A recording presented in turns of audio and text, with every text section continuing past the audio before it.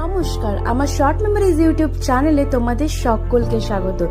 যেদিন বাইরে বের হই না সেদিন মনে হয় বাড়িতেই কিছু একটা বানিয়ে খাওয়া যাক। তাই মাকে বললাম, মা ভীষণ রোল খেতে ইচ্ছে করছে। মা বললো যে ঠিক আছে দাঁড়া, আমি ডোটা মেখে রেডি করে দিচ্ছি। মা মেখেও রেডি করে দিল। তারপর চটপট করে কেটে রাখা হলো শসা, পেঁয়াজ, বিট, লঙ্কা এবং লেবু। তারপর ফ্রাইং প্যানটা গরম করতে দিয়ে এদিকে আমি দেখে নিলাম যে ডোটা ঠিকমতো ভিজেছে কিনা। তারপর ছোট ছোট লেচিগুলো কেটে কেটে আলাদা করে রাখলাম। আর এখানে ডিমগুলোও দেখো সাজিয়ে দেওয়া হলো। তারপর ডিমগুলো খটখট খটখট খটখট করে ফাটিয়ে ময়দা রুটিটার ওপরেই ডিমটাকে দিয়ে নিয়ে একটুখানি ভেজে নেব, এপিট ওপিট। তাতে ডিমটাও ভাজা হয়ে যাবে, আমার পরোটাটা ভাজা হয়ে যাবে। এক্ষেত্রে একটুখানি তেলটাও কম লাগে আর সময়টাও বাঁচে। তারপর সাদা কাগজের ওপরে ওই ভেজে রাখা ময়দা রুটিটা দিয়ে দেব।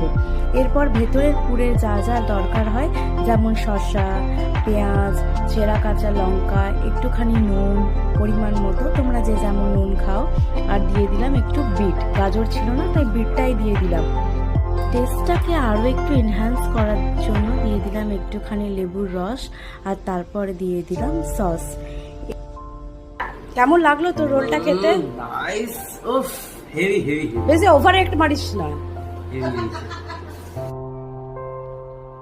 ভাই, একটু বেশি ঢং করে ছাড়ানোর কথা। আমার ভিডিও থেকে যদি কিছু ভালো লেগে থাকে তাহলে অবশ্যই লাইক, কমেন্ট, শেয়ার এবং সাবস্ক্রাইব করে দেবেন আমার চ্যানেলটা। ধন্যবাদ।